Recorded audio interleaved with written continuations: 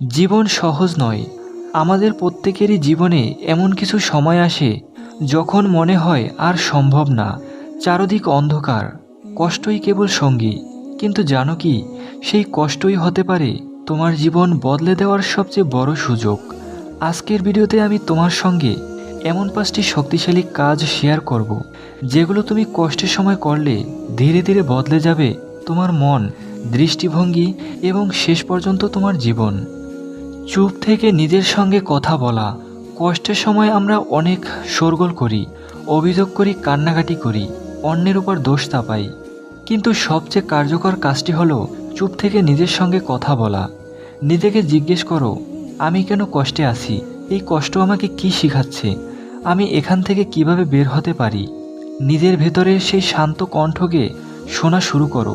তুমি আশ্চর্য হবে তোমার ভিতরেই কতটা শক্তি লুকিয়ে আছে। নোটবুকে লিখে ফেলো সব অনুভূতি। মানসিক চাপের অন্যতম ভালো ও সহজ উপায় হচ্ছে লেখা। একটা খাতা বের করো, কলম হাতে নাও।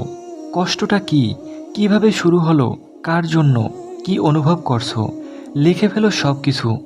এটা কোনোভাবেই দুর্বলতা নয়, বরং সাহসিকতার চিহ্ন।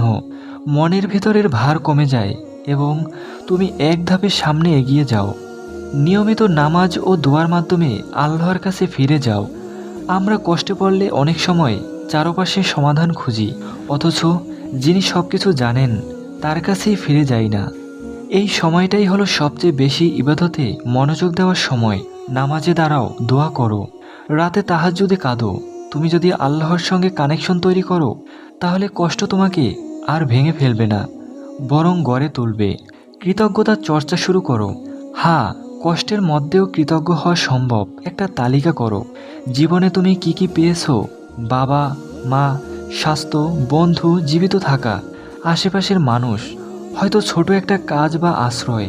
প্রতিদিন অন্তত 3টি বিষয়ের জন্য আল্লাহকে ধন্যবাদ জানাও। এই অভ্যাস একদিন তোমাকে অভাব থেকে বের করে শান্তির দিকে নিয়ে যাবে। নিজের ছোট লক্ষ্য তৈরি করো।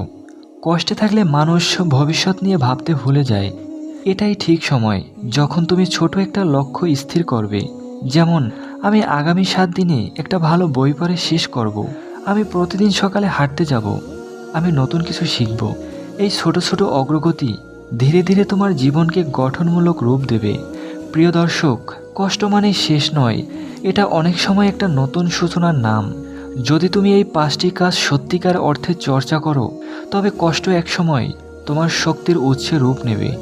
স্মরণ রেখো, অন্ধকার যত গভীর হয়, ভোর ঠিক ততটাই কাছাকাছি চলে আসে। এই ভিডিও যদি তোমার হৃদয়ে কোনো আলো জ্বালিয়ে দিয়ে থাকে, তাহলে একটা লাইক দিও, কমেন্টে জানাও তোমার মতামত।